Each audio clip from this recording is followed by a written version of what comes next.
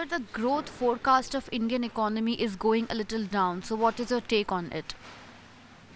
So it was very clear from right from the beginning that there would be a decline in the GDP growth rate.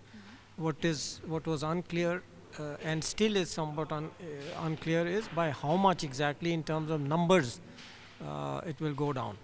So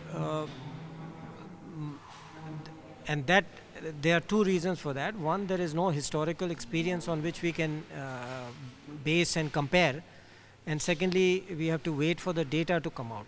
So as new data has come out, one has adjusted the growth forecast. So my forecast at this point, which is about two and a half months after the event, is that growth will be lower than last year's because of this demonetization by between 0.5 and 1%.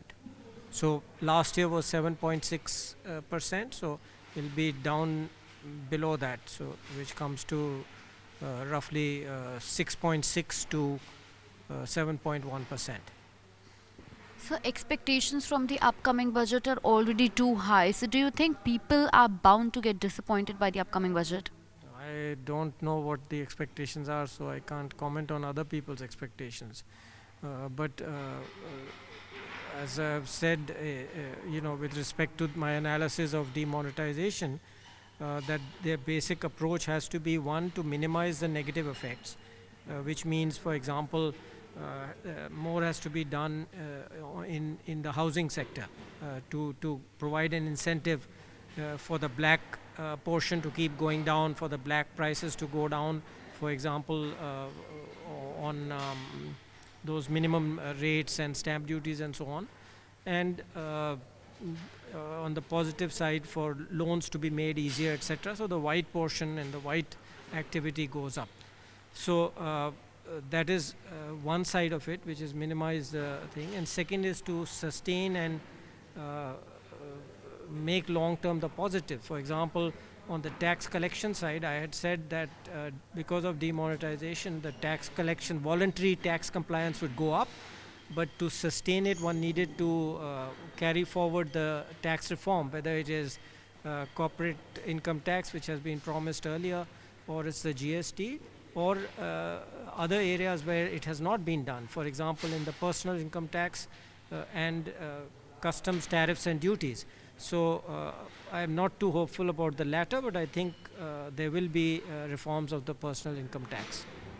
So demonetization has been considered as the first step of clearing of the corruption. So do you think more crucial steps can be expected from the government anytime soon? So there are many aspects of corruption. The one which most people discuss is the tax evasion and corruption, which is connected with tax payment. But there are huge other areas of corruption. For example, one of the solutions which is already there in the manifesto and which is going on is this whole e-governance issue, transforming procurement into e-platforms, etc. So this whole e-governance initiative is directed at certain parts of corruption. However, there are certain parts which are outside, and perhaps some of them under the central government, some in the state, and that is the whole political funding and corruption system, the police and legal system, etc., which really comes under the states. So those areas one really doesn't expect from the budget, though hopefully over the next year more will be done on that. So we have seen a lot of disruption happening worldwide, both economic and political. So where do you think this economic disruption is heading up to? So I think the global uncertainties and the global turmoil had a negative effect in the last year, as it has for many years earlier.